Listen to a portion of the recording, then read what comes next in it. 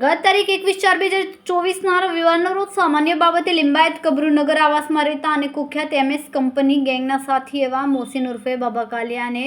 અનવરનગર આંજણા ખાતે રહેતા શકીલ શાહના પુત્ર સાથે સામાન્ય બાબતે બબાલ થતા બંને એકબીજા વિરુદ્ધ સરાવતપુરા પોલીસ સ્ટેશનમાં ફરિયાદ દાખલ કરાવી, જેની અદાવત રાખીને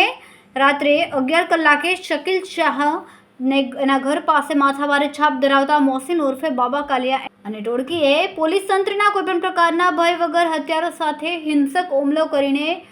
સમગ્ર અનવરનગરને